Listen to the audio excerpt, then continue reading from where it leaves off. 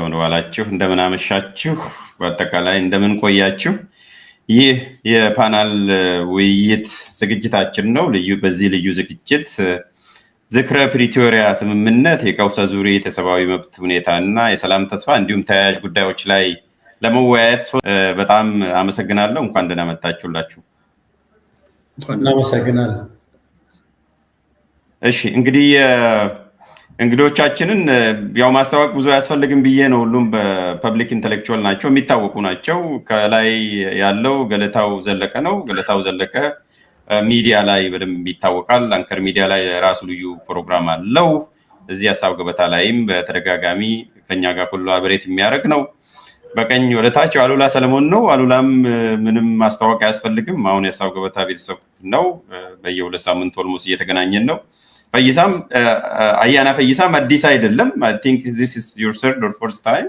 ስለዚህ አያና አንተም እንኳን ደህና መጣ እንዲሁ ብሪፍሊ ለማስተዋወቅ እንኳን ስለማይመች አድማጭ ተመልካቾቻችን ስለሚያውቋችሁ ይሄንን ታይም ሴቭ ባረግ የተሻለ ይሆናል እያንዳንዳችሁን አንተ እያልኩ ነው የሚሄደው ራሴ ደፍሬ አቢዩዝ አደርጋለሁ ለምን ስለማጨማልቀው አንተ እርሶ ምናምን እያልኩ መሃል ላይ ስለማጨማልቅ አንተ እያልኩ ነው የሚሄደው ፕሮባብሊ ለሁለታችሁ ችግር የለውም እንግዲህ ገለታው አንተ እያልኩ ካስቀየምኩ ከወዲሁ ተገቢ ነው አንተ ነው የሚያስፈልገው ሁላችንም እሺ እንግዲህ ዛሬ የምንነጋገረው በአንድ ዋና ርዕሰ ጉዳይ ነው ይሄም ዝክረ ፕሪቶሪያ ስምምነት ነው ፕሪቶሪያ ስንል ስለ ከተማ አይደለም ስለ ስምምነቱ ነው በአጭሩ ለመጻፍ ነው ስለዚህ ዝክረ ፕሪቶሪያ ስምምነት ይሄም ማለት ዛሬ ትላንትና ወዲያ ነው ኦፍ ኮርስ የዛሬ 3 አመት ኖቬምበር 3 ላይ በፌደራል መንግስትና በህወሓት መካከል ወይም ቲዲኤፍ መካከል የነበረው ጦርነት ወይም ባጭሩ የትግራይ ጦርነት ያበቃበት ነው ኖቬምበር 4 ጀምሮ ኖቬምበር 3 ላይ ያበቃበት ነው ያን ደግሞ ያበቃው እንዲያበቃ ያደረገው በፕሪቶሪያ ከተማ የተደረገው በተለምዶ የፕሪቶሪያ ስምምነት ተብሎ በሚጠራው የዘላቂ ተኩስ ማቆም ስምምነት ነው ወይም ስክሪኑ ላይ የምታዩት በግራ በኩል ይሄ ነው ስምምነቱ የመጀመሪያው ፔጅ ስለዚህ ጉዳይ ነው የምንነጋገረው ግን እሱ ብቻም አይደለም ከዛ በኋላስ ምን ላይ ነው ዛሬ ያለ ነው ምንስ ተምረናል ከፕሪቶሪያ ምን አገኘን ምንስ አላገኘንም ማንስ ምን አደረገ ዛሬ ላይስ ምን የት ነው የምንገኘው ከቀውስ አዙሪትስ እንዴት ነው የምንወጣውና መሰል ጉዳዮችን እንነጋገራለን ይሄንን ካልኩኝ እንዳመጣጣችሁ ጀምራለሁ ገለታው የመጀመሪያው ጥያቄ ላንተን የሚሆነው የፕሪቶሪያ ስምምነት ምን አመጣልን እስቲ መጀመሪያ ከዛ ምን አመጣልን ስንል ምን ውስጥ ነበርን የሚለውን ስለሚያስታውሰን ምን አመጣልን ምንስ አመጣብን በስምምነቱ ምክንያት ላንተ ድሉ ልስጥና ካንተ ልጀምር እሺ በጣም አመሰግናለሁ ሞገሴን ፕሮግራም ስላዘጋጀህ ወንድሜ አያና ወንድሜ አሉላ ጋራ ስለጋበዝከኝ በጣም ደስ ብሎኛል ሁለቱም አከብራቸው ትንታግ የሆኑ ወጣት ፖለቲከኞች ናቸው እና ደስ ብሎኛል በጣም በተለይ በዚህ ጉዳይ ላይ ደግሞ እንድንወያይ ስለጋበዝከኝ እንግዲህ እንዳልከው የዚህ የፕሪቶሪያ ስምምነት ጉዳይ ሲነሳ ዝክር ስናደርግ ወደኋላ ወደ መነሻው ሁሉ ይወስደኛል እኔ ይጠራኛል ወደኋላ ምን ተፈጥሮ ነው ወደ ፕሪቶሪያ ይሄድ ነው የሚለው ነገር የበለጠ እሱ ደግሞ አንኳር ይመስለኛል እና በሀገራችን ታሪክ ውስጥ ለኔ የሚያስተምረኝ አንድ ከባድ ስህተት የተፈጠረው ኢትዮጵያውያን እንደምናስታውሰው ያን ጊዜ ከባድ ትግል አደረጉ ለስርዓት ለውጥ ሰላማዊ የሆነ ህዝባዊ ቢተኝነት ተካሄደ እና ያ ሂደት በኢህአዴግ ውስጥ የፈጠረው ለውጥ ነበረ እንደምናውቀው እና አንድ ቲም ነገር ተፈጠረ ቲም ለማ የሚባል እና ይሄን ቲም በሚገባ አርቲኩሌት ያደረግነው አይመስለኝም አሁን ወደ ኋላ ሳስብ ሞገስ ይሄ ቲም የፓርቲ ሪፎርሚስት ነበር ፓርቲውን ኢህአዴግን ሪፎርም ለማድረግ ነው እቅዱ የነበረው አሁን በቀደም የዶክተር ደብረጽዮን ንግግርም እያየሁ ነበር ልኬልሃለሁ ሞገስ አይተዋልና መነሻ ላይ ራሱ ህወሓትም ሁሉም አንድ ላይ ሆነው የሆነ የለውጥ ፍላጎቶች ህብረተሰቡም ሊያስቀጥለን አይችልም በዚህ ሁኔታ መለወጥ አለብን የሚል አይነት ስምምነት እንዳላቸው ያሳያል እና ያ ሪፎርም ግን ወዲያው ነው የተጨናገፈው እና የአንድ ፓርቲ ሪፎርም አለመሳካት ውጤት ነው ይሄ ጦርነት በጣም ያሳዝነኝ ይሄ ነው ፓርቲ እኮ ራሱን ሪፎርም ለማድረግ ሲነሳ በየትም ሀገር ሊከስር ይችላል ፓርቲው ሊፈርስ ይችላል ግጭቶች ሊኖሩ ይችላሉ መቋረፍ ሊኖሩ ይችላሉ ወዘተርፈ የኛ ጋር የሆነው ግን የዚህ የፓርቲ ሪፎርም አለመሳካት እንዳለ ወደ ሲቪል ዋር ወደ ከፍተኛ ጦርነት ወሰደ እና ይሄ ችግር ከየት መጣ ያልን እንደሆነ ፓርቲና መንግስት የነበራቸው ተጣብቆ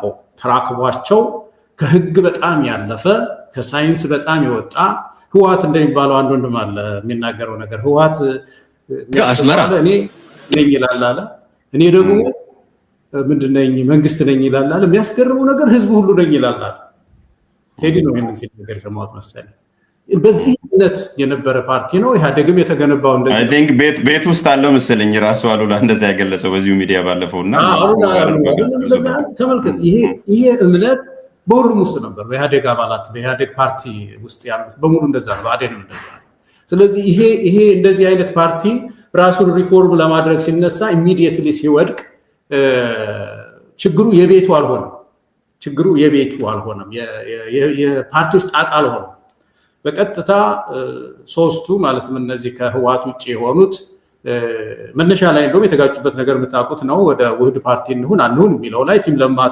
ተናግረውታል አይ ይሄ ጊዜውን አይደለም ወደፊት አስበንበት ነው ህገ መንግስት ለውጥ ያስፈልጋል ወዘተ የሚሉ ትርምሶች ሐሳብ ትርምሶች እያደጉ መጡና ህዋትም ወደ መቀሌ ሄደ እነዚህ ደግሞ ሶስቱ ጊዜያዊ ክበብ ፈጠሩ ፌደራል መንግስቱን ታንክና ባንኩን ተጠቀሙበት ለልዩነታቸው ኢህአዴግ ህዋት ደግሞ የትግራይን ህዝብ ቀሰቀሰበት እና እነዚህ የዚህ ፓርቲ ክሽፈት የለውጥ ክሽፈት ያንን ሂውጅ ሲቪል ዋር ማለት በጣም ያሳዝነኛል እንዳንድ ኢትዮጵያዊ ይሄ በጣም ትልቅ ችግር ነውና ይሄ ጉዳይ ምን አመጣ በኋላ እንግዲህ ብዙ ህዝብ ብዙ ቃሰበሩ ብዙ ችግር ተፈጠረ ህዝብ አለቀና መጨረሻ ላይ ወደ ፕሪቶሪያ ስምምነት ሄደን መጣ ተባለና ለኔ የፕሪቶሪያ ስምምነት ፕሪያምብሉን ቅድም እያነበብኩ ነበር እንደገና ፕሪያምብሉ ላይ አንድ አንቀጽ አለ ምን ይላል ሪአፊርም የምናደርገው ሁሉንም ችግሮች ፖለቲካዊ መንገድ ለመፍታት ነው ይላል ችግሮችን ሁሉ በፖለቲካዊ በሆነ ሰላማዊ በሆነ ፖለቲካዊ በሆነ መንገድ በዲያሎግ ለመፍታት ነው የሚለው ግን ይሄን ፕሪቶሪያን ሳስብ ሞገስ አሁን በእርግጥ ህወሓትን በፌደራል መንግስትን በኩል ያለው አካል ተሸንፎ በዚህ እምነት ላይ የተመሰረተ ይሄን አንከር ያደረገ ፊርማ ነው የፈረሙት የሚለው ነገር ነው መሰረታዊው ነገር ለኔ አይደለም ሁለቱም ደክመው ነበር እንደሚታወቀው ጦርነቱ ኃይለኛ ነበረ በጣም ብዙ ህዝብ ነው በዛም በዚህም ያለቀው ሁለቱም የማይቀጥሉበት ደረጃ ላይ ደረሱ ስለዚህ አማራጭ አልነበራቸውም ፈረሙ እና በመሃል ደግሞ ይሄው እንግዲህ ሌላ በኋላ እንመጣበታለን ሊቀለብሱት እየሄዱ ነው ያሉት እና ወደ ኋላ ፕሪቶሪያን ሳስብ እነዚህ ኪሳራዎች ወደ ህሊና ይመጣሉ የሌሎች ወንድሞቼን እድል እንትን እንዳልን ለጊዜው እዚሁ ላይ ላቆምና በኋላ በዝርዝር እንወያይበት ጥሩ ነጥብ ነው ያነሳው ቅድም እንደውም አስታወስከኝ ጊዜ ላለመውሰድ ነው ስለምታውቁት አድማጭ ተመልካቾችም ስለሚያውቁት ነው የዘለልኩት እንጂ ብዙ ነገሮችን አይዲያል የሆነውን ነገር ፕሪያምብሉ ላይ ነው የምናገኘውና እኔም መልሼ እያነበብኩ ያው እንዳጋጣሚ ፊት ለፊት እኔም እሱን እያነበብኩ ነበርና ይሄንን ስናስብና ዛሬ ፕሪቶሪያ ያለበትን ማለትም የፕሪቶሪያ ስምምነቱ ማለት ነው ያለው ስታተሱን ስናየው ከየት ወዴት ነው ይሄር ነው የምርስ አምነውበት ነው ይሄን የመሳሰሉ ነገሮችን ፕሪያምብሉ ላይ ያስገቡት ወይ የሚለው ጥያቄ የሚያስነሳ ነው ቀደም አንድ ቪዲዮ ተቆመ ነበርና አንድ ደቂቃ ምናምን አጫውቼ ከዛ ወደ አሉላ ሄዳለሁ ከየት ወደዚህ መጣን የሚለውን ነገርም ስለምፈልግ ነው ይሄ ሃኒሙን እንዴት ተበላሸ የሚለውን ነው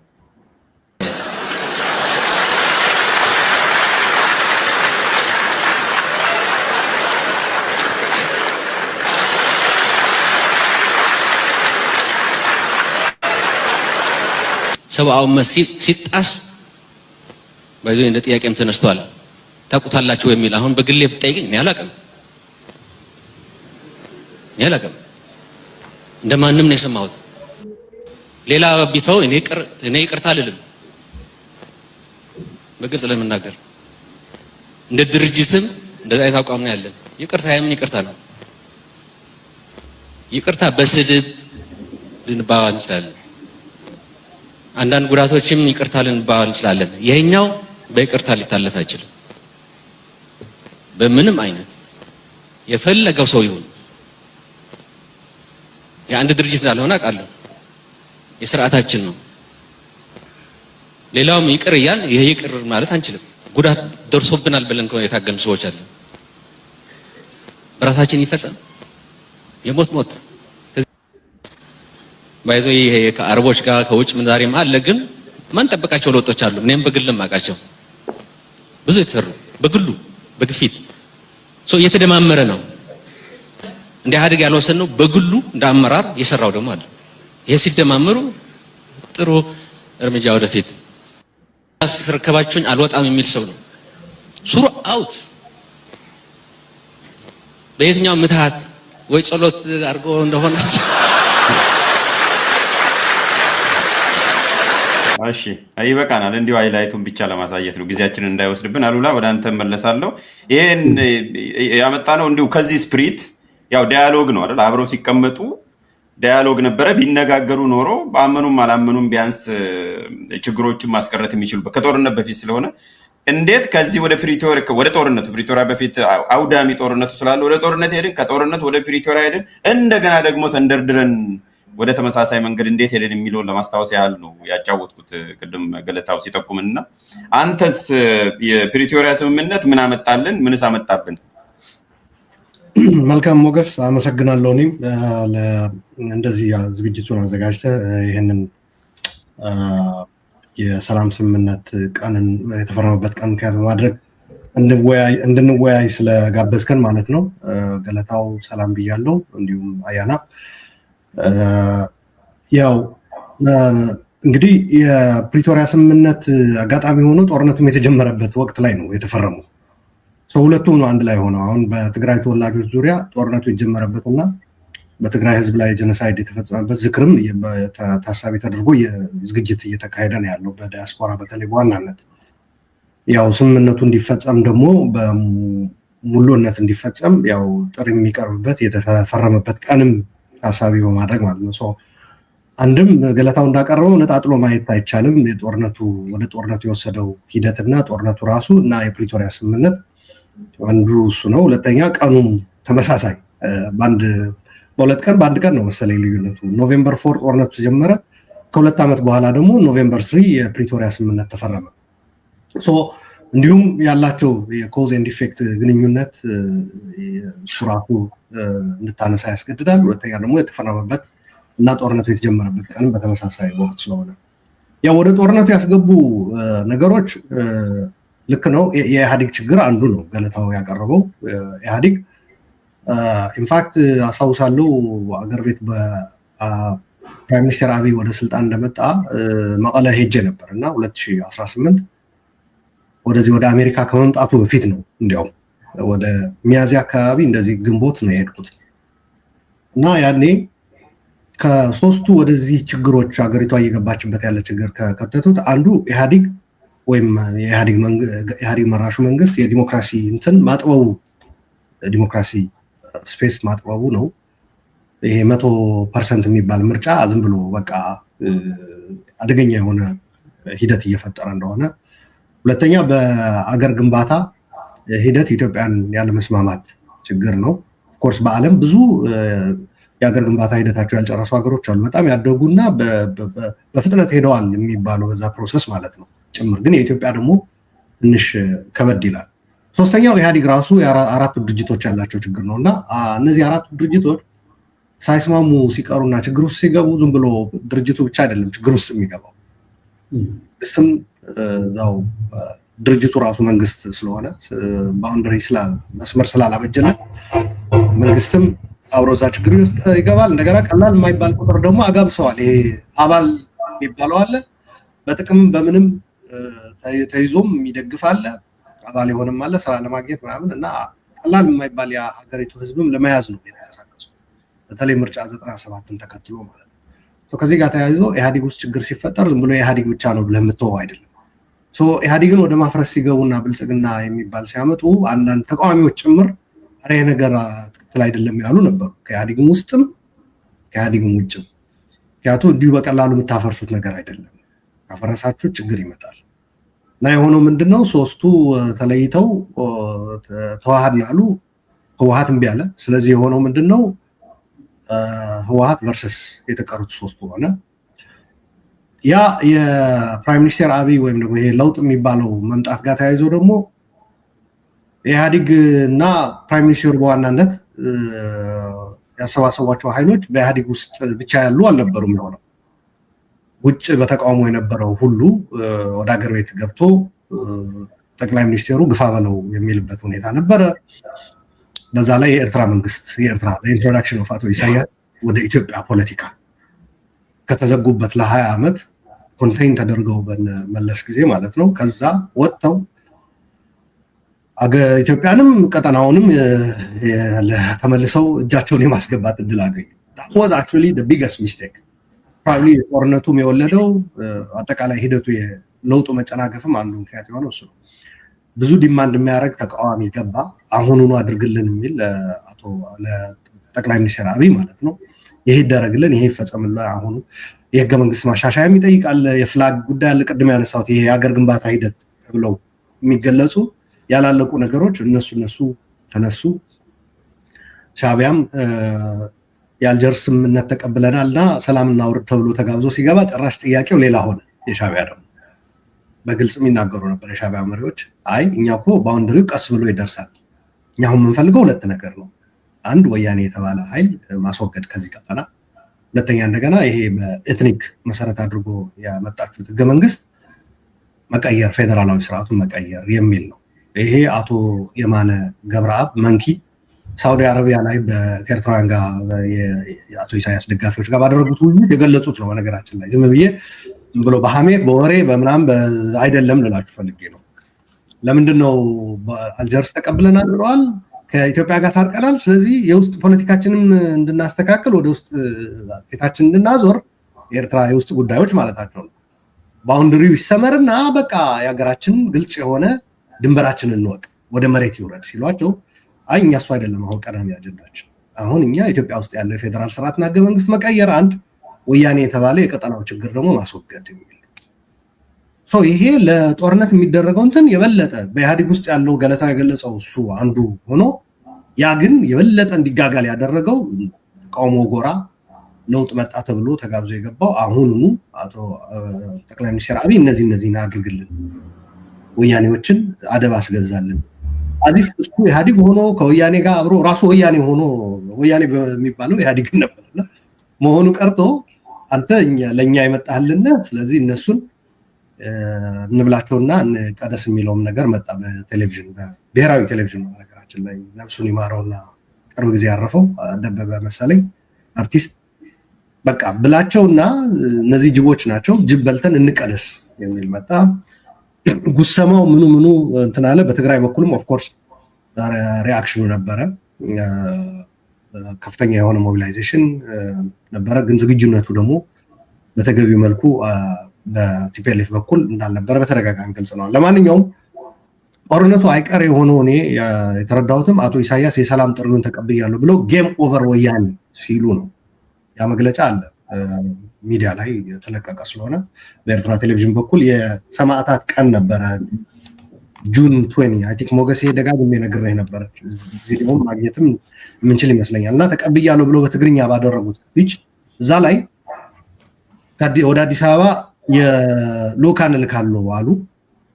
ጌም ኦቨር ወያኔ ደግሞ አሉ ማለት ነው። ያኔ ትግራይ በኤርትራም በኩል የአማራ ኃይሎች ደግሞ የመሬትና የርስት ጥያቄ ያለን የሚሉ ፌዴራል መንግስቱ ደግሞ የስልጣኔ አደጋ የሆኑብኝ ነው የሚል ተደማምሮ አንድ ላይ ዘመሩ። ርስታችን እናስመልሳለን የሚል ስሜት ውስጥ ገቡ። አይ ሪሊ ዳውት የአማራ ህዝብ ፍላጎት ነው ወይ እሱ የሚለው እሱ ሌላ ጥያቄ ነው። ግን የአማራ ኃይሎች ከፌዴራል መንግስት ጋር ይሰሩ የነበሩት በዋናነት ደግሞ በአዴኖች በቃ ይሄ ትክክለኛ ጥሩ እድል ነው የመጣልን ብለው የፖሊስ ኮሚሽን አበረ አዳሙ ነው የሚባለው እሱም በህይወት የለም አሁን መሰለኝ ተዘጋጅተን እንትኑ እስኪነገረን እንጠብቅ ነበር ያለው። ኦፍኮርስ አልቆይም፣ ያ ንግግር ካደረገ በኋላ በህይወት አልቆይም። ለማንኛውም የኤርትራ መንግስት የተጫወተው ሚና ትልቅ ነበረ። ኢህአዴግ በውስጥ የነበረ ችግር ሪፎርም ተብሎ በኢህአዴግን በፍጥነት ወደ ማፍረስ የተገባበት ሁኔታ ችግር ፈጥሯል። ከዛ ጦርነቱ ትግራይ ላይ ሙሉ የኢትዮጵያ ሰራዊት፣ የክልል ልዩ ኃይሎች፣ የኤርትራ ሰራዊት 40 ምናምን ክፍለ ጦር የሚያክል የአማራ ልዩ ኃይል ሚሊሻ እና ፋኖ ይሄ ሁሉ ትግራይ ላይ ዘመተ። 2 ዓመት ጦርነት ተካሄደ። በመሃል ግን ወደ ፕሪቶሪያ የመራው አይ ቲንክ ፕሪቶሪያ ኢዝ ካልሚኔሽን እንትን እናድርገው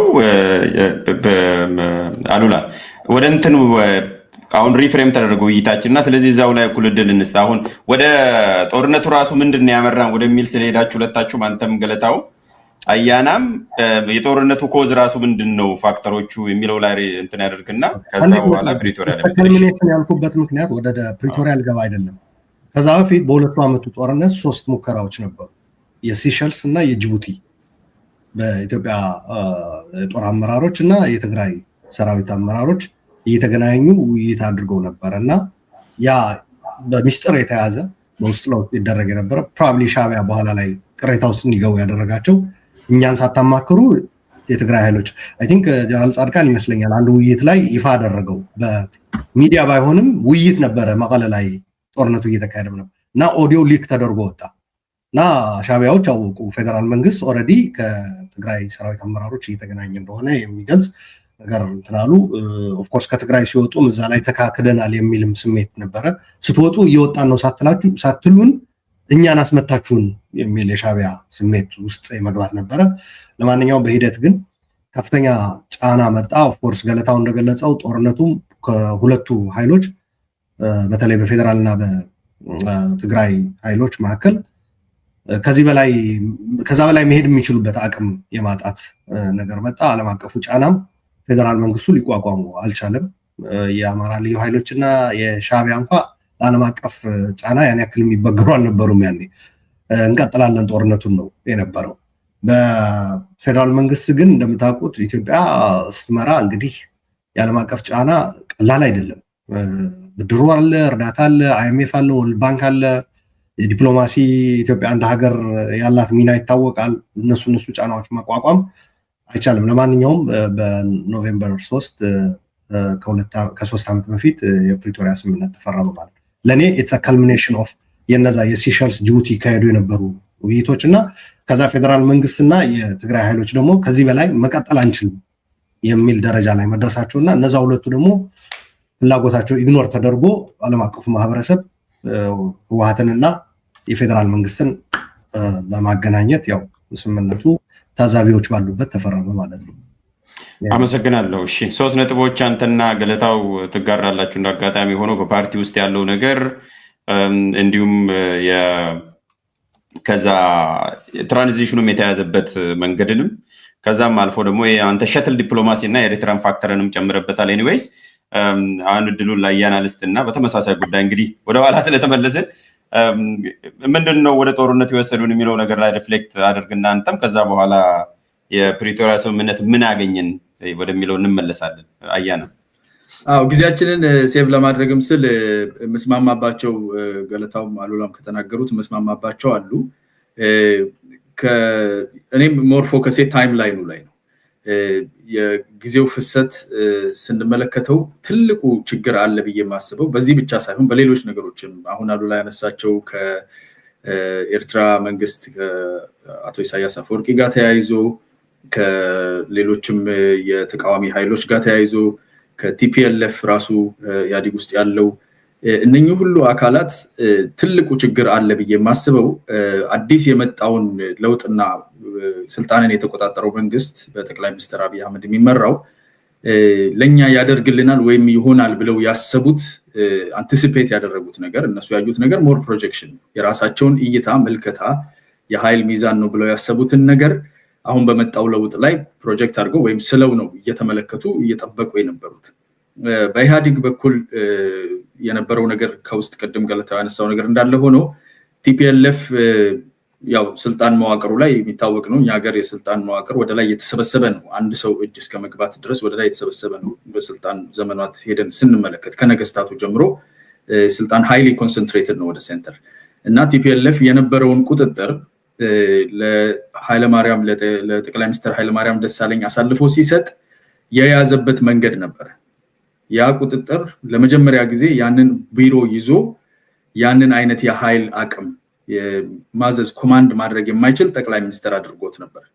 ያንን አይነት ተመሳሳይ ነገር በጊዜው እንቅስቃሴ እያደረገ የነበረው የቄሮና ሌላም አካባቢ ላይ ያሉ እንቅስቃሴዎችን ለማስከን ከሰፊ ማህበረሰብ የመጣ ከዛው ከፓርቲ ውስጥ አንድ ሰው ከኦሮሞ የሆነ ሰው ወደፊት ለፊት ብናመጣ ሲሚላርሊ እንደ ኃይለማርያም ደሳለኝ አይነት ሮል ይጫወታል የሚል ግንዛቤ ነበር።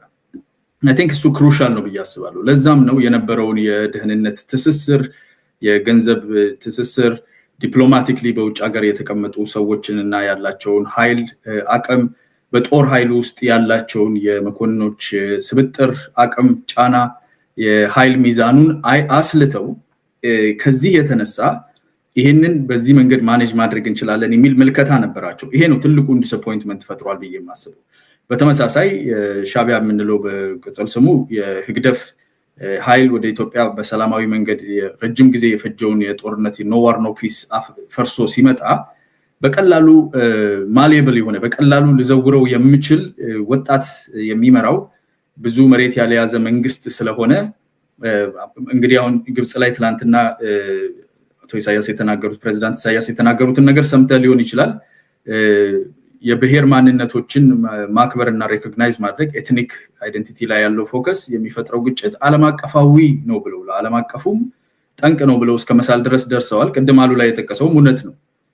ኤትኒክ የሆነ ቤዝ አለው ፌደራሊዝማችሁ፣ እሱ ደግሞ ችግር ነው ብለው ያምኑ ነበር። ለቀጠናው ችግር ነው ለዓለም ችግር ነው ብለው አሁን ትላንትናም ተናግረውታል ግብጽ ላይ። ስለዚህ ያንን ለማስፈጸም ኢንፎርስ ለማድረግ ከቲፒኤልኤፍ ጋር ያላቸውን ቅራኔም ደግሞ ሂሳብ ለማወራረድም ሆነ ለሌላም ጉዳይ እሱን ሪዞልቭ ለማድረግ መጠቀሚያ ይሆነናል በቀላሉ ማሊያብል መንግስት ነው የመጣው ብለው ነው የመጡት። እነኚህ ሚስካልኩሌሽኖች አይ ቲንክ ለመጣው ነገር የተቃዋሚው ኃይል ከውጭ የመጣው የተቃዋሚው ኃይል አንዳንዶቹ አሁን ውጭ ሆነው ተመልሰው ተቃዋሚ ሆነዋል።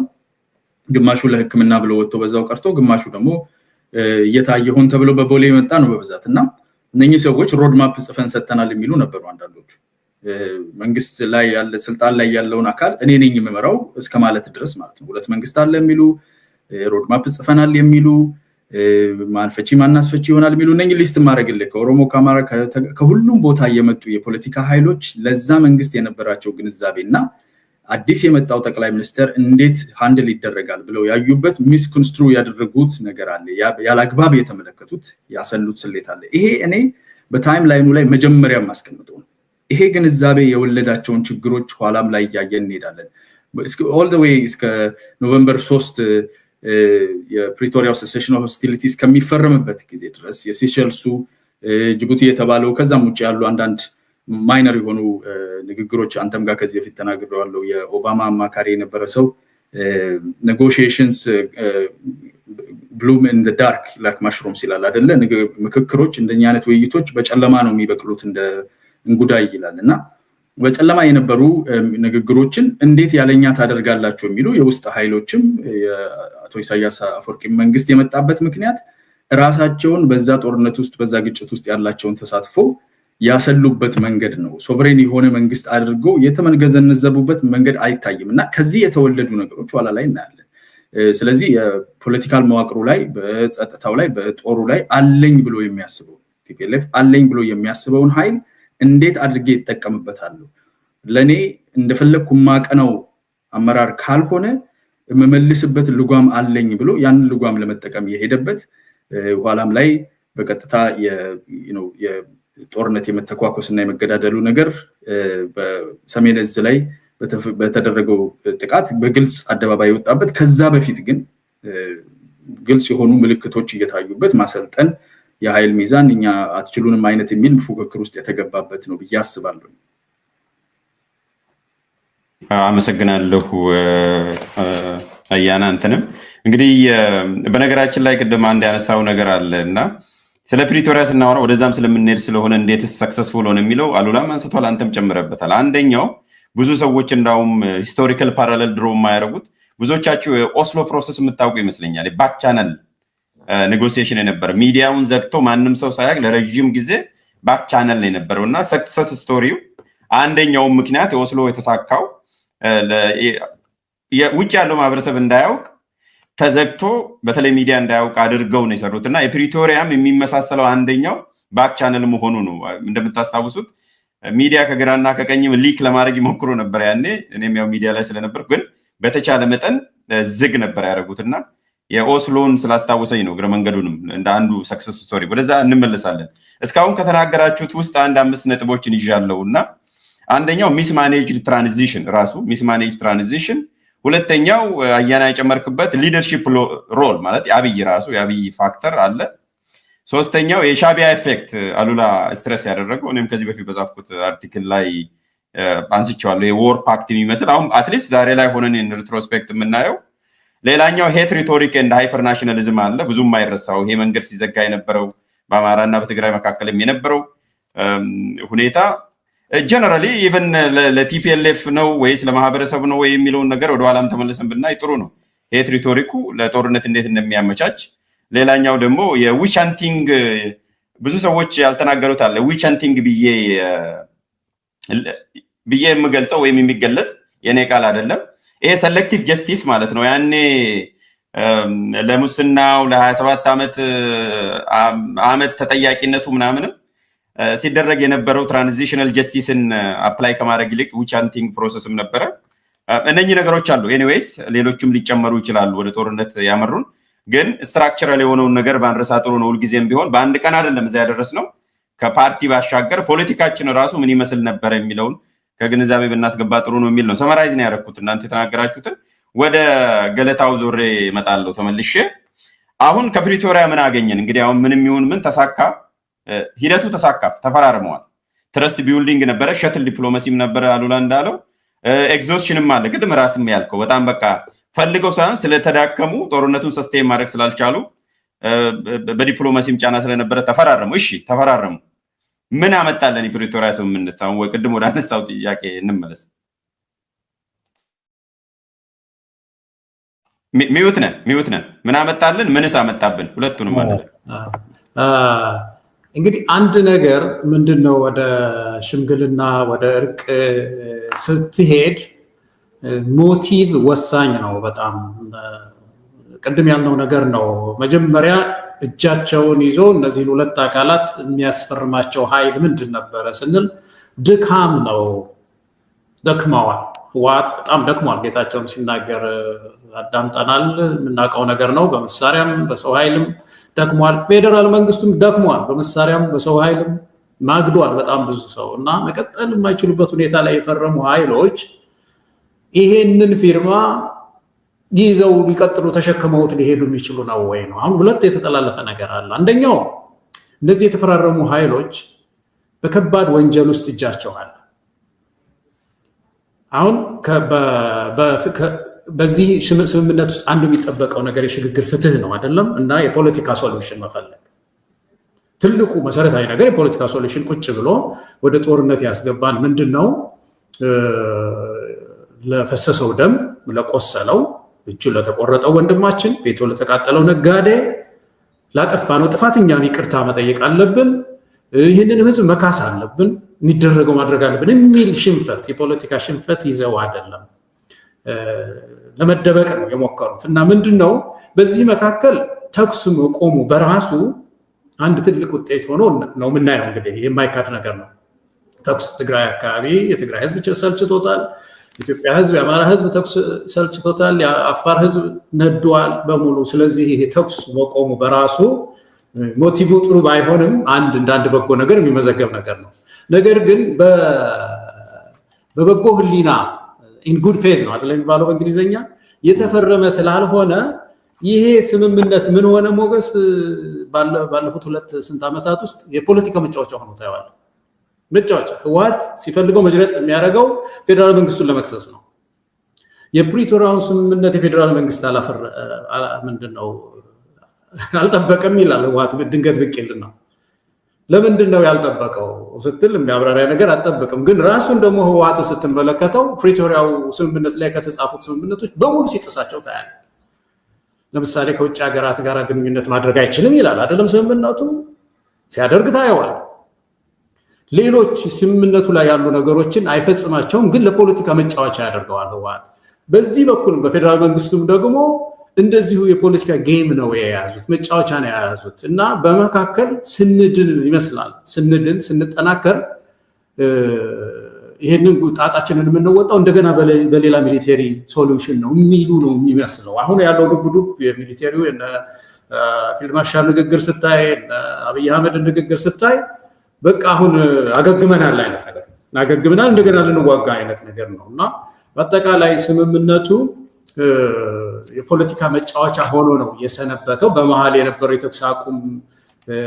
ተኩስ ማቆሙ በራሱ ለህዝባችን ትንሽ ፎይታ ቢሰጥም ግን የፖለቲካ መጫወቻ ሆኖ ነው ያየሁት። አሁን ዲዲአርን ብታይ ተግባራዊ ሲሆን አታይም፣ እንደው መጫወቻ ነው የሆነው። አንዳንድ ጊዜም እንደውም ህዝብን ሲያታልሉ ታያቸዋለህ። አሮጌ ነገር አምጥተው ሰብስበው ይኸው ትጥቅ ፈቱ ይልሃል። ቆይቶ እንደገና ደግሞ የተደበቀ ነበር ሲል ፊልድ ማርሻሉ ትሰማለህ። በጣም የተምታታ ነገር ላይ ነው የቆየ ነው እና ይሄ ነው ሌላው በጣም ኢምፖርታንቱ ነገር ይሄ ሽግግር ፍትህ ነገር ነው። በጣም እኔም ከነከነኝ በእውነት ምንድነው አቶ ጌዲዮን ዶክተር ጌዲዮን ጢሞቴዎስ ናቸው መሰለኝ የሚመሩት የሽግግር ፍትህ ተባለ። ስሙንም ሰምተን አናውቀው። በመሃል አሁን ባለቤታቸው ናቸው የሚመሩት። አሁን ባለቤታቸው ይዘውታል። ወርሳዋለች። የሰላም ስምምነት ተብሎ ምንድነው መስቀል አደባባይ ሰርቲፊኬት እና ዋንጫ ይሸላለማሉ እና በዛ ጊዜ እኔ የሚታየኝ ህዝብ ነው የደቀቀ የትግራይ ህዝብ፣ የደቀቀ የአማራ ህዝብ፣ የደቀቀ የአፋር ህዝብ፣ ጦርነቱ ያለፈባቸው አሻራው ያለፈባቸው ቦታዎች ሁሉ የነደደ ህዝብ ምን ይበልሽ እስቲ ምንድን ነው የሚለው በዚህ መካከል እነዚህ ሰዎች እኮ ሀቀኛት የሽግግር ፍትህ ቢመጣ እኮ ተጠያቂ የሆኑ ሰዎች ናቸው የሚሸላለሙት። ትንሽ ለዚህ ህዝብ እንኳን ምዝገባ አድርጎ የቆሰለ ቤቱ የተቃጠለ የሞተ ሰው ይጻፍ እና የሽግግር ፍትህ አይዞ ይመጣል ማለትም እኮ አንድ ነገር እኮ ነው። እና ይሄ ጉዳይ በዚህ ባለፉት 2 ዓመታትም ያላየነው ነገር ነው እና እኔ እንደ በጎ ነገር የማየው ነገር አንድ ነው። ይሄ ተኩስ ለጊዜው ማቆሙ ካልሆነ በስተቀር ሌላው ስምምነቱ የፖለቲካ መጫወቻ ሆኖ ነው የማየው። እንግዲህ በሌላ አማርኛ የጊዜ መግዣ አድርገውታል ነው። ጊዜ መግዣ አድርገው ትንፋሽ ሰብስበው ከዛ በኋላ እንግዲህ ባጭሩ የጊዜ መግዣ አድርገውታል የሚል ነው ያስቀመጥከው። አንዱ ማለት ነው። ሌሎች ነጥቦችንንም አንስተሃል። ምናልባት በኋላ የምመለስ ካልሆነ በስተቀር ከአማራ ክልል ጦርነት ጋር ዳይሬክትሊ የሚገናኝ ነገር አለ ወይ? ብዙ ሰዎችም ሊንክ ስለሚያደርጉ ያንን ነገር እዚሁ አንስተን እንሂድ ወይስ እንመለስበት የሚል ነው። እንግዲህ ከቀውስ አዙሪቱ ጋር ተመልሼ እመጣለሁ። በኋላ በመጣ የተሻለ ይሆናል። እናነሳለን። እሱ ላይ ያዝልኝ፣ እንደ ጥያቄ ያዝልኝ። ወደ አሉላ እመጣለሁ። አንድ ተኩስ አቁመዋል ስንል ተኩሱን ብቻ ነኝ በተኩሱ በመቆሙ ነፍስ አድኗል ነው። በየዕለቱ የሚረግፈውን ህዝብ አድኗል ነው። ከዛ በስተጀርባ የሰው ህይወት አለ። ከጥይት የተረፈ በረሃብና በቸነፈርም የሚያልቅ ስላለ ህይወትን አድኗል በሚል ነው የሚተረጎመው እና እሱን ስትረስ ማድረግ እፈልጋለሁ። አሉላ ምን አስገኘልን? ምንስ አመጣልን? ቅድም የኦስሎን ስምምነት ስታነሳ አስታወስከኝ። አጋጣሚ ሙቪውንም አይቼዋለሁ። ኦስሎ ማለት ነው። የፕሪቶሪያ ተፈራራሚዎች ጉዞ ሄደው ያው ከጌታቸው ጋር እናወራ ነበረ። በጦርነቱ ወቅትም ቢዮንድ እንትን የነበረን አብሮ የመስራት ጓደኞችም ነን። ከውይይት ከገቡ በኋላ እንደማይፈቀድ ንግግር ገልጾልኝ፣ ግን ከመግባታቸው በፊት ፕሪቶሪያ እንደደረሱ ደውሎ ወሰን ነበርና እኔ ወደ ሙቪውን ወደ ማየት ነው የገባሁት። እነሱ ሲወያዩ ሙቪውን ደጋግሜ ወደ ማየት በአጋጣሚ ሆኖ የፕሪቶሪያ ስምምነት ብቻ ሳይሆን ጦርነቱ የተጀመረበትም ቅድም በገለጽኩት ተመሳሳይ ስለሆነ ልደት ቀኔም ኖቬምበር 4 ነው እና ያኔ ጦርነቱ ሲጀመርም በርዝዴው ቀረና ወደ ስራ ነው የሄድኩት። ጓደኞች ከሰዎች ጋር ለመገናኘት ፕላን ነበረ። ዋሽንግተን ዲሲ ቀረ። ቢዘገይም ሃፒ በርዝዴ። ኦኬ፣ አመሰግናለሁ። ያ ትናንት ነበረ ፕሪቶሪያም ሲፈረም እቺ በርዝዴ ላይ እንደገና እሱም መጣ እና ሙቪ አየው። ያንን ምክንያት በማድረግ ኦስሎን አይቼዋለሁ ልል ፈልጌ ነው እና በጣም ጥሩ ሙቪ ነው። አይ ቲንክ ስኬታማ የሆኑ ውይይቶች የግድ በትልልቅ ተቋማትና በትልልቅ መሪዎች ታጅቦ ይካሄዳል ማለት እንዳልሆነ ኦስሎ። ምክንያቱም የእስራኤልና የፍልስጤም በትልልቅ ሀገሮችና መሪዎች ተሞክሮ እምቢ ብሏቸው የሆኑ ሁለት ሰዎች ናቸው በቤታቸው መስተንግዶ አድርገው ምናምን ነው የጀመሩት። ከዛ እያደገ አፕግሬድ እያገኙ ከሁለቱም ሳይድ ወደ ከፍ ያለ እንትን ደረሰ። ለማንኛውም ለማስታወስ ያክል ነው ያመጣሁት። ጥሩ ነጥብ ነው ያነሳው ለማለት ነው። የፕሪቶሪያ ስምምነት አንዱ ትልቁ በተለይ በትግራይ በኩልም ተወያዮቹ ሲነገራቸው የነበረ ተኩስ እንዲቆም አድርጉ ነው ሲባሉ የነበሩት። በኋላም ገልጸውታል። እነሱም በተደጋጋሚ ተኩስ የማቆም ስምምነት ፈርሙ በፍጥነት ነበር ያሏቸው። ካልሆነ ለመውጣትም እየተዘጋጁ ነበር። እንደገና ሁለተኛ ወደ ጉሪላ ዋርፌር ማለት ነው፣ ወደ በረሃ ሊወጡ ምናምን እንደዚህ። ለማንኛውም ተፈረመ። they silenced the gun. Silencing the gun was like በጣም ትልቁ የፕሪቶሪያ እንትን እና በዛ ጀርባ እንደገለጽከው አንተ ያልቅ የነበረ የሰው ህይወት ቀርቷል ማለት ነው።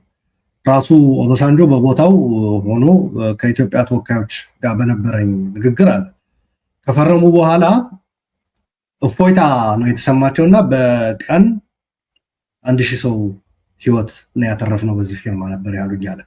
ከኢትዮጵያ ሳይድ ያሉት ተፈራራሚዎች ማለት ነው። ይህ ማለት ነው በአመት ወደ 400,000 ገደማ ሰው ማለት ነው አይደል? ካልተሳሳቱ ነው የሚሆነው 360 ምናምን ቀን አይደል ያለው በአመት። ሶ ኢማጂን ይሄንን ያክል ሰው ነው ከልቂት የታደግነው ነው ያሉኝ አለ። ይሄ ፋይናንሻል ታይምስ ላይ ጽፎታል። በነገራችን ላይ ኦባሳንጆ ከስምምነቱ በኋላ ጽፏል። ፋይናንሻል ታይምስ ላይ ልታገኙ ትችላላችሁ። ሶ አይ ቲንክ ትልቁ ይሄ ነው። ከዛ ቀጥሎ ግን ያው ሳይለንሲንግ ዘጋን ብቻ አይደለም፣ ያው ሰሴሽን ኦፍ ሆስቲሊቲስ አግሪመንት ስለሆነ ኮሃ አይ ቲንክ ሆስቲሊቲስ ወደ ጸብ ወደ ግጭት የሚወስዱ ነገሮችን የማስቀረትም ጭምር ነው። አንዱ አርቲክልም እንደዛ ነው የሚለው በነገራችን ላይ ከጥላቻ ንግግር ወደ ግጭት ከሚወስዱ ግጭት ቀስቃሽ ከሆኑ ፕሮፓጋንዳዎች እንታቀባለን ይላል። አክብረውታል። ሌላ ነገር ነው ገለታው እንደገለጸው እሱ ሌላ ታሪክ ነው ማለት ነው። አንዱ አስቀምጠዋል። ሁለተኛ ያለንን ችግር በፖለቲካዊ ብቻ ፖለቲካዊ ችግሮች እንፈታለን የሚል ነው። ወደ ህገ መንግስቱ እንመለሳለን። ሪስቶሬሽን ኦፍ ኮንስቲቱሽናል ኦርደር በትግራይም የፌደራል መንግስትም እነዛን ነገሮች እንዲያከብር ትግራይ ውስጥም የህገ መንግስታዊ ስርዓቱን መልሶ የመትከል ስራ እንደሚሰራ ያስቀምጣል። የሪኮንስትራክሽን ጉዳዮች አለ ትግራይ ላይ እና እንዲሁም አፋርና አማራን ጨምሮ ጦርነቱ ወደ እነሱም ስለተስፋፋ በዋናነት ትግራይ ላይ ቢሆንም የዳግመ ግንባታ ነው የሚባለው ሪኮንስትራክሽን ሪቢልዲንግ ፕሮሰስ ይጀመራል ይላል። የመልሶ ማቋቋም ስራ ተፈናቃዮችን የመመለስ የሂውማኒታሪያን እንትንም አለው። አንድ አርቲክል አለው። የፌደራል መንግስት ነው በዋናነት እሱን እንዲሰራ እንዲያውም ኃላፊነት የተሰጠው ተፈናቃዮችን የመመለስ ትናለ። ከዛ የትራንዚሽናል ጀስቲስ ጉዳይ አለ። የሽግግር ፍትህ ተቀምጧል እዛ ላይ እና በህገ መንግስቱ መሰረት ህወሓት ማድረግ ያለበት ነገሮች ተቀምጠዋል። ፎሬን ኮረስፖንደንስ እንደማይችል ማስታጠቅና ከሌሎች ምንድነው የታጠቁ ኃይሎች ሃርበር ማድረግ እንደማይችል ሶኔን ሶፎርስ ተቀምጠዋል። ፌደራል መንግስትም በህገ መንግስቱ መሰረት የተጣለበት ኃላፊነት አለ። መብቱም በትግራይ የሚጠቀማቸው ነገሮች የፌደራል ኢንስቲትዩሽኖች ላይ የፌደራል ኃይሉን የማሰማራት እንደዚህ ነገሮች ተቀምጠዋል። ከዛ ትጥቅ መፍታት የዲዲአር ጉዳይም አለ በግልጽ ተቀምጧል። እሱም ኦፍኮርስ ከተግባራዊነት አንጻር ሲታይ በጣም አምቢሽየስ ነው እዛ ላይ የተቀመጠው ነገር እና ዲስአርም ማድረግ ዲሞቢላይዝ ማድረግ እና ሪኢንተግሬት ማድረግ ታጣቂዎችን ኦፍኮርስ የቲፒኤልኤፍ ኮምባታንት ብሎ ነው ያስቀመጠው። በኋላ ላይ ግን ይህ የፕሪቶሪያ ስምምነት መተግበሪያ ተብሎ በሁለቱ የኃይሎች ሰራዊት አመራር በፊልድ ማርሻል ብርሃኑ ጁላ እና በሌተናንት ጀነራል ታደሰ ወረደ የተፈረመ የመተግበሪያ። በነገራችን ላይ ሻዕቢያ እዛ ላይ ነው በግልጽ እና የአማራ ኃይሎች በግልጽ እንትን ያለው። በተለይ ሻዕቢያ በቃ ፕሪቶሪያ ላይ ደህና ነበሩ። የሻዕቢያ ማውስፒሶች አሉ የምንከታተላቸው የሶሻል ሚዲያ ላይ ምናምን ዴወር ኦኬ። አንዳንዶቹ እንዲያውም እኛ አዳህሎ ላይ ተዘጋጅቶ የተላከ ዶክመንት ነው የፈረሙት እስከ ማለት እንትናቸው በጣም የተዛባ ነው። በነገራችን ላይ ሚስካልኩሌሽን ብሎታል ያና ቀድም። ለራሳቸው የሚሰጡት ግምት በጣም የተሳሳተ ነው። አንዱ ትልቁ ችግርም በኢትዮጵያ ፖለቲካ ኦፍኮርስ የተፈራረሙት ስምምነትም የልብ እንዲሰማቸው የሚያደርግ ነው። በቁልፍ የኢኮኖሚ እንትኖች እጃቸውን ያስገባሉ ይላል። በደህንነት ዙሪያ ሴኪሪቲ ፓክት ተብሎ የተፈረመ ነገር አለ። ይሄ በአጭሩ 4 ኪሎን ራን የምናደርገው እኛ ነን ሁላ እስከ ማለት ደርሰው ነበር ከጦርነቱ ወቅት። ለማንኛውም የናይሮቢ ማስፈጸሚያው ማስተግበሪያው ሲመጣ በጣም ነው እንትን የሆነው። እሱም መርሳት የለብንም። በነገራችን ላይ የፕሪቶሪያ አንድ ቀጣይ ክፍል ነው እሱ። እዛ ላይ ምንድነው ነን ኤንዲኤፍ የሆኑ እና ፎሬን ፎርስስ ከትግራይ ይወጣሉ ይላል። በትግራይ በህገ መንግስቱ መሰረት ያው ኮንስቲቱሽናል ኦርደር ይመለሳል ሲባል በነገራችን ላይ አፋርን፣ ኦሮሚያን፣ ትግራይን የፈጠረው ህገ መንግስት አፕላይ ይደረጋል ማለት ነው። በዚህ በኮንፍሊክቱ ምክንያት አይደል ተቋርጦ የነበረው በኢትዮጵያ ፌደራል መንግስትና ትግራይ ከህገ መንግስት ውጭ ሆነዋል። በነገራችን ላይ የኮንስቲቱሽን ግንኙነታቸው ተቋርጦ ፕሪቶሪያ ወዝ ዘ ኦንሊ እንትን ማገናኛ ሆኖ ያገለገለው እና ፕሪቶሪያ እንደ ድልድይ ሆኖ ወደ ህገ መንግስቱ እንዲመለሱ ነው፣ ፖለቲካ ዲያሎግም እንዲጀምሩ ነው የሚለው። አንዳንድ ጊዜ ፕራይም ሚኒስቴሩ ትልቁ የሚሳሳቱት የድሮ ታሪኮች እንትን እያሉ ፓርላማ ላይ ሳይቀር ወልቃይት እኮ ጎንደር ነበር ማለት ወደዛ ከሄድን በድሮ ከሆነማ ኦሮሚያ የሚባል ክልል እንኳን ነበር። አፋርም እኮ ከተውጣጣ የተመሰረተ ነው። ከትግራይ ከወሎ ከምናምን ተወስዶ ነው አሁን አማራ ነው አሁን ትግራይ ከምንለው ተወስዶ ነው አፋር የመጣው። ኦሮሚያ የመጣው ግን እግረ መንገዱንም አሁን ራፓፕም እንድታረቅ አንድ ነገር ምንድነው ራሳቸው ስለፈጠሩት ነው ወይስ ራሱ ስምምነቱ የፈጠረው ነው? የተለያየ ለትርጉም የተጋለጠ አጻጻፍ ስለተጻፈ ነው ወይስ ራሳቸው መሪዎች የራሳቸውን ፖለቲካ ፍላጎትና ሞቲቭ ስምምነቱ ላይ ማየት ስለፈለጉ ነው? ምክንያቱም እኔ ማየው አንድ ሁለት አንቀጾች ከዛ ውስጥ አንዱ ይሄ ነው ሪስቶሬሽን ኦፍ ኮንስቲቱሽናል ኦርደር የሚለው አንዱ ኮንስትራክቲቭ አምቢጉቲ የሚባላል የዲፕሎማሲ ላይ የምታሳድረው ማለት ነው። ሁለቱም እንዳሸነፉ አድርገ ለክርክርና ለኢንተርፕሪቴሽን ክፍት እንዲሆን አድርገ ክራፍት ልታረግ ትችላለህ።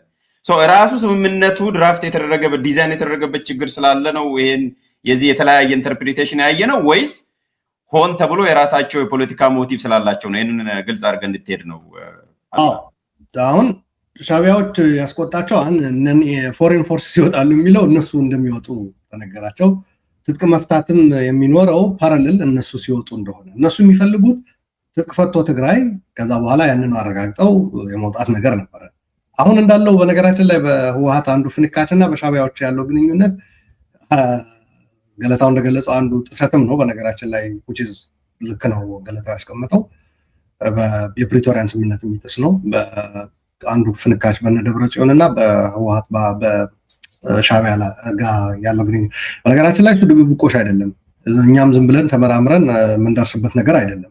ይፋ የሆነ ጀኔራሎች ልክ እነ ብርሃኑ ጁላ ቅድም እንደተጠቀሰው እንደሚናገሩት ወደ ጦርነት የሚወስደው በትግራይ በኩልም ማይክ በጨበጡ ቁጥር ከሻቢያ ጋር ስለጀመሩት ግንኙነት ብራግ የሚያደርጉ የጦር አመራሮች አሉ። ይሄ በጣም አደገኛ ነው፣ ለእኔ በጣም ያሳስበኛል። ሻቢያ ኢቨን አሁን እንደዛ አይነት ነገር ውስጥ እንኳን ቢገባ ያኔ ያኮረፈበት አንዱ ምክንያት ከፕሪቶሪያ ቀጥሎ የመጣው የናይሮቢ ስምምነት ከትጥቅ ማስፈታትና የውጭ ኃይሎችና ነን ኢኤንዲኤፍ መከላከያ ያልሆኑ ነን ኢኤንዲኤፍ እየደጋገምኩት ነው። መከላከያ ያልሆኑ ማለት ነው ልዩ ኃይልም ሚሊሻም ፋኖ ምንም ማለት ነው ከየትም ይሁን ይወጣል ከትግራይ ግዛቶች ነው የሚለው እና ኮንተስትድ እንትኖች ብሎ ነው የሚያስቀምጣቸው እንትኑ ላይ ቴሪቶሪዎቹ።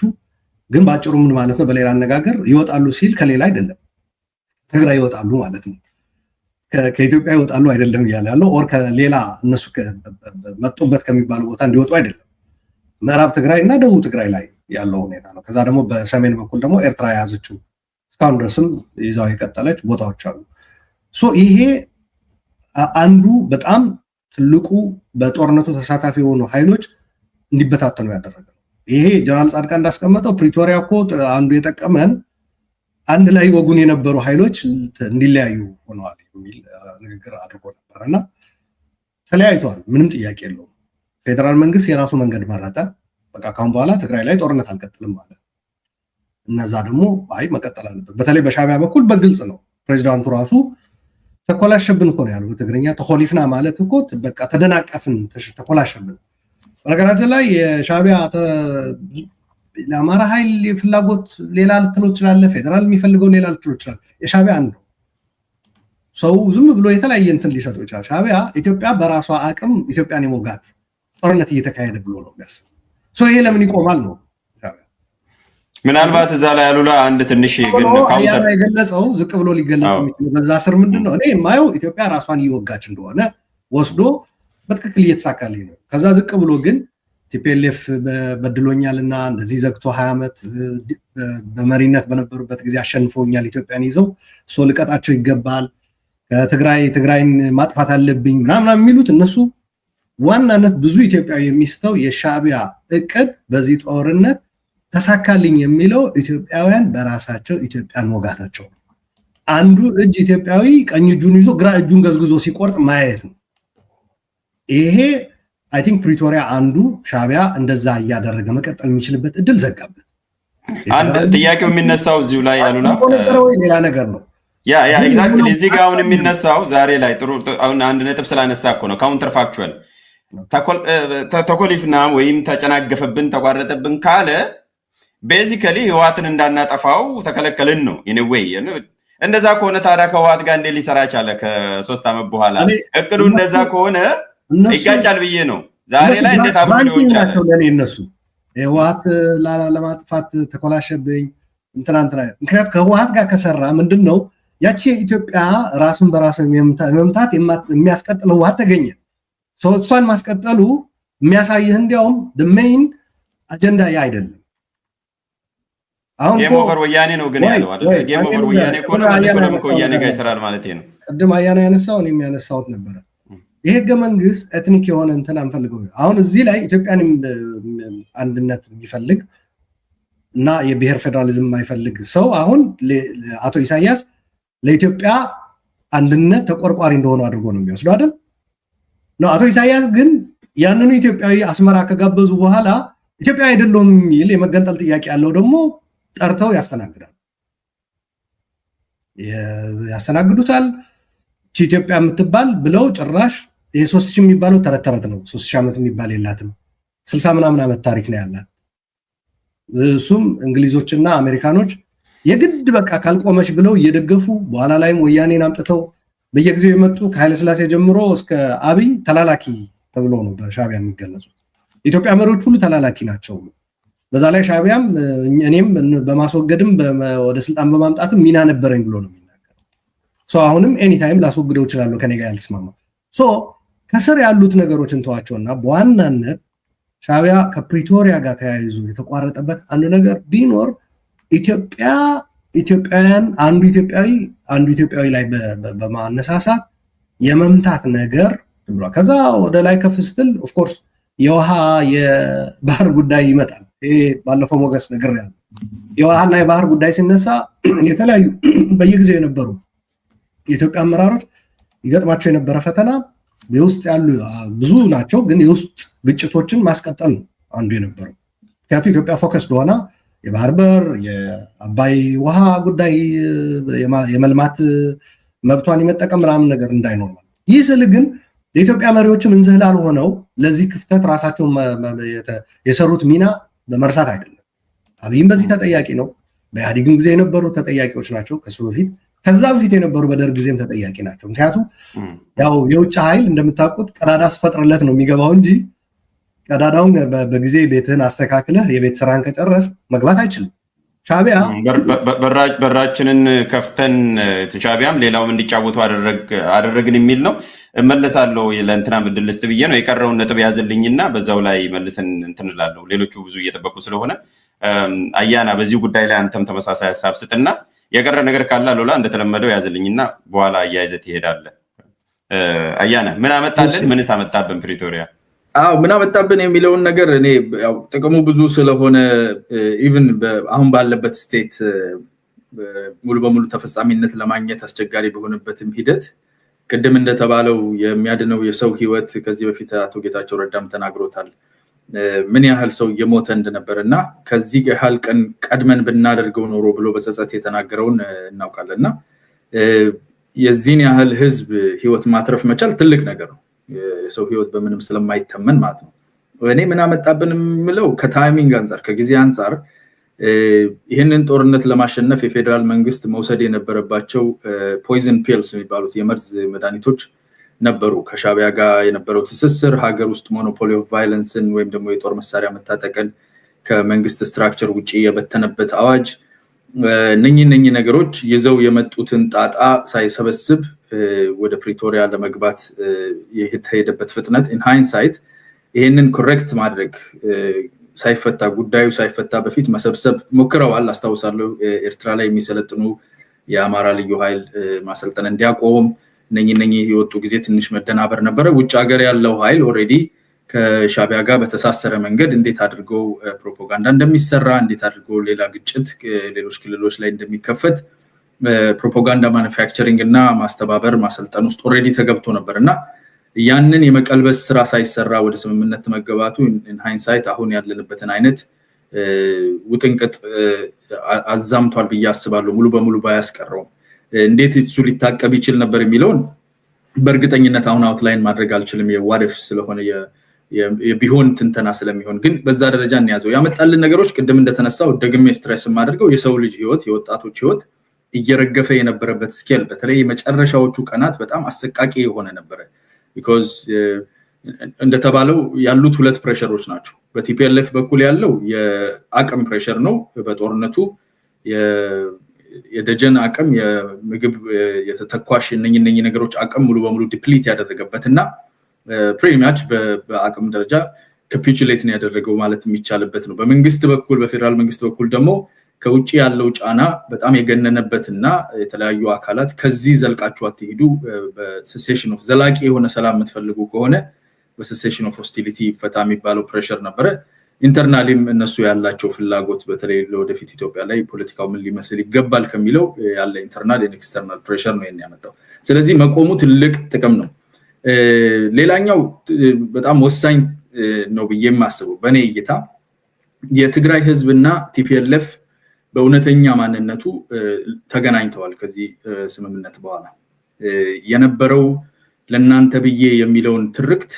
መሬት ያስቀመጠ በተለይ ይሄ ስምምነት ከተደረገ በኋላ የፌደራል መንግስት ስምምነቱ የሚፈቅድለትን ካፓሲቲ ተጠቅሞ አለመሳተፉ ሲጋበዝ አለመግባቱ እኔ 53 ቀበሌ 50 ምናምን ቀበሌ ተይዞብናል ይውጡ የሚባለው ነገር ራሱ ውሉን ላለማስፈጸም የሚጠቀሙበት እግር መጎተቻ መንገድ ነው because ከታች ሲያወሩ እንደነበር አብረው ሲሰሩ እንደነበር ይሄ ሲሸረብ ጽምዶ ተብሎ አሁን የሚያቸፈጭፉት በኋላ ሲሸረብ የነበረ እንደሆነ በግልጽ አቶ ጌታቸውም ተናግረዋል ኢንተለጀንሱም ይሄንን ነው የሚያሳየው ይሄንን በአንድ በኩል ይዞ በዚህ በኩል ደግሞ ፌደራል መንግስቱ ተስቦ እዛ ውስጥ ገብቶ ግጭት እንደገና ከተቀሰቀሰ አሁንም የትግራይ ህዝብ አዳኝ መስሎ ቲፒኤልኤፍ ራሱን ለመሳል የሚያደርገውን ጥረት ያዛምት ነበርና ብቻውን መተው ህዝቡ እንዲያየው ማንነቱን ከነጉለቱ ከነሙላቱ ምን እንደሚፈልግ ዛሬ የተናገረው እንዴት ነገ እንደሚያብል እንዲያየው አማራጮችንም እንዲያበጅ መንገድ ከፍቷል በያስባለሁ ሶ በዘላቂነት ለሚኖረው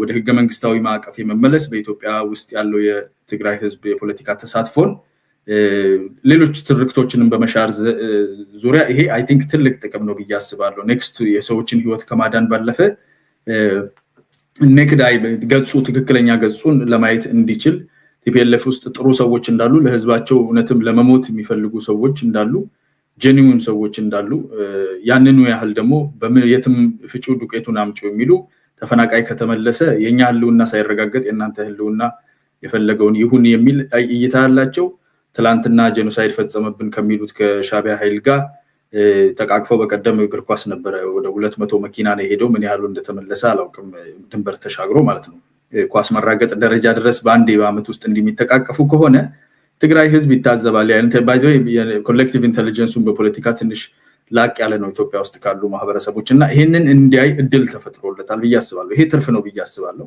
ሌላ አነስተኛ ናቸው በየማስባቸው ጥቅሞች አንደኛው የፌደራል ያው እንግዲህ አንድ ሀገር ሉዓላዊነት ድንበር ነው ከድንበር ቀጥሎ የአንድ ፖፑሌሽን ነው እንትን የሆነ የተረጋገጠ የጸና አንድ ማህበረሰብ ቁጥር ነው ህዝብ ማለት ነው ከዛ ቀጥሎ መንግስት ነው እና መንግስት ጠንካራ መንግስት ቀደም እንዳልኩት ሞኖፖሊ ኦፍ ቫዮለንስ ያለው ኃይል ያለው መንግስት ነውና መንግስት ራሱን ሪስትሬንግተን የማድረግ የማቆም ተቋማትን የማጠናከር በሚሊተሪም በተለያየ መንገድ ይሄንን እድል አግኝቷልና ወደፊት ለመሄድ አይ ቲንክ ጥቅም ይኖረዋል በየማስበው ይሄኛው አንደኛው ጥቅም ነው ሌላኛው ፕሬሲደንት ሴት አድርገናል ከዚህ በኋላ በመንቀጥልበት እንደ ኢትዮጵያ ስንቀጥል በብሔርም ሆነ በአንድ ክልል ውስጥ ያሉ ኃይሎች የፖለቲካ ድርጅቶች ለሚፈልጉትና ለሚያደርጉት እንቅስቃሴ ምላሹ ምን ሊሆን እንደሚችል መጨረሻው ህዝብ አስፈጅቶ ምን እንደሚሆን ባይሆንና ከዚህ ባነባር ይሻላል ግን ለትምህርትና ጤነኛ የሆነ መንገድ እንድንወስድ ኔጌቲቭ ቢሆንም ፕሬሲደንት ሴት አድርጓል ብዬ አስባለሁ። አንድ የመጨረሻ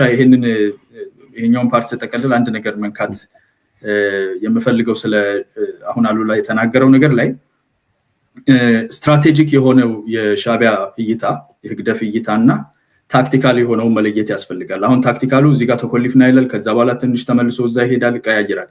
ስትራቴጂክ የሆነው ግን እሱ እንዳለው በአንድ እጅ የራስህን እጅ እንድትቆርጥ ማድረግ ነው።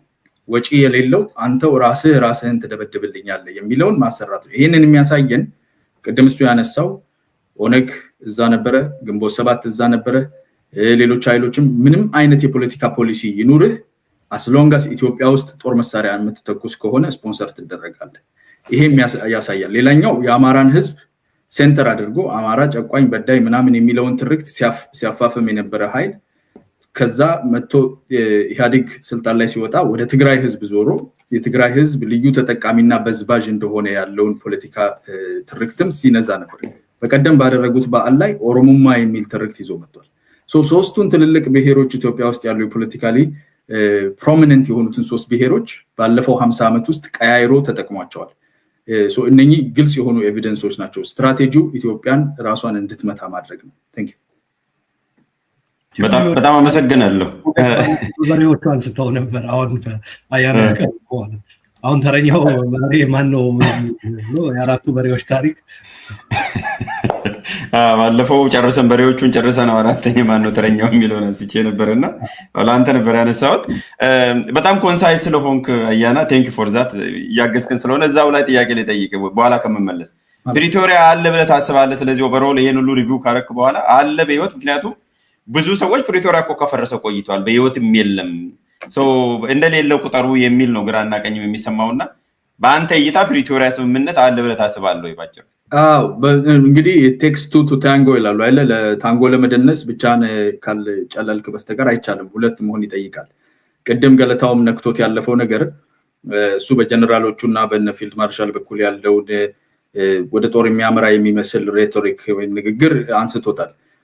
on the other hand ግን ማየት ያለብን እኔ I think በነ ጀነራል ምግበይና በነ ደብረጽዮን በኩል ያለውን የቲፒኤልኤፍን ስትራክቸር ህግደፍ የሰጠው አሳይመንት ብዬ የማስበው መጀመሪያ በኤርትራ ላይ የሳላችሁትን ጄኖሳይድ ፈጽሟል የሚለውን እጄን እጠቡኝ፣ ኢንተርናሽናሊም የጫናው ብዙ ስለሆነ ትርክቱን ከዚህ አጽዱን፣ ይሄን ደግሞ ጽምዶን ተጠቅመን ህዝብ ለህዝብ በሚል ይሄን የማስረሳት ማጥፋት ነው። ሁለተኛ ደግሞ ፕሪቶሪያ የሚባለውን እንቅፋት አንሱ ነው። ይሄን ለማድረግ 53ቱን ቀበሌም ተጠቀሙ፣ እነጌታቸው ላይ የምታደርጉትንም አድርጉ፣ የምታደርጉትን አድርጋችሁ የፌደራል መንግስቱ ወደ ግጭት እንዲገባ ጋብዙት፣ ሶቨሬኒቲውን ቴሪቶሪውን ምኑን እየጣሳችሁ ይሄ ግብዣ ተፋፍሞ ቀጥሏል።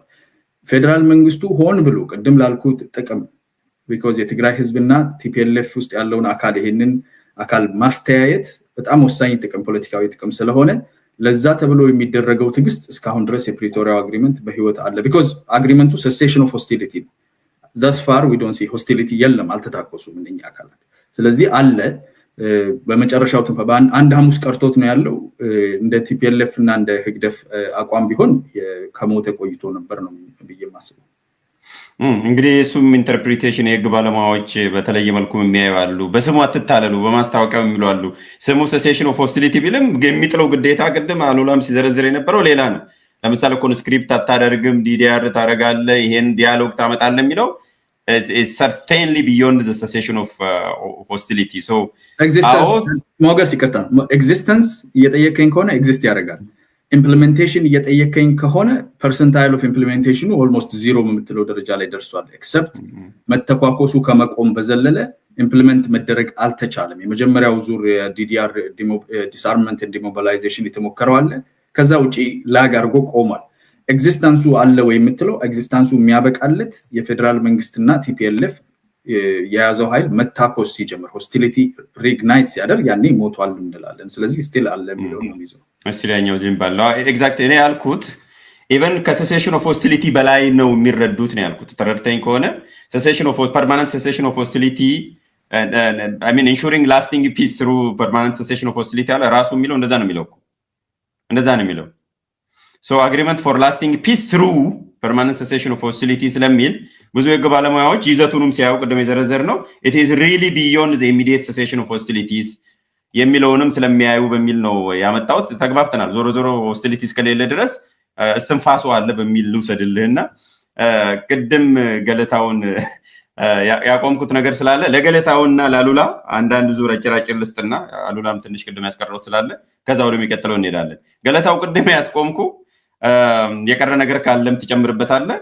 ከአማራ ክልል ጦርነት ወይም ከፋኖ አፕራይዚንግ ጋር ግንኙነት አለው ወይ? ምን አመጣብን? ምንስ አመጣልን ስል አንደኛው ምን አመጣብን የሚለውን የኃይል አሰላለፉን ለመግለጽ ፈልጌ ነው። አያናም ኦልሬዲ ገልጾታል፣ አሉላም የተወሰነ ነክቶታል።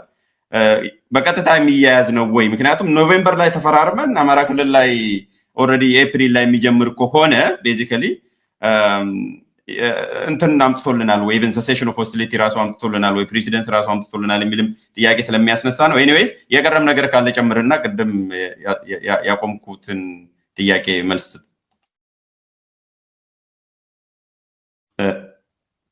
አሚዩት አድርግራስና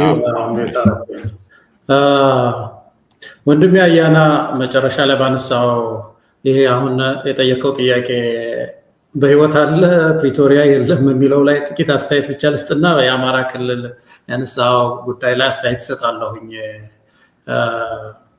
የዚህ ፕሪቶሪያ ስምምነት መቼም እንግዲህ የህግ ሰዎች በህግ አግባብ ዲፋይን ሊያደርጉት ሊበይኑት ይገባል። ግን እኔ የህግ ባለሙያ አይደለሁም። እንደው በፖለቲካው ውስጥ እንደሚሳተፍ ሰው ግን ለኔ ይሄ ስምምነት ፈርሷል። ከዚህ በፊት ያፈጻጸም ጥያቄ ነበር ስናነሳ የነበረው። በመሃል ግን በተለይ ፌደራል መንግስቱ እንዲፈርስ ፈልጎ ነበር። ለዚህ ምክንያት አለኝ። አንዱ ምክንያት ምንድነው?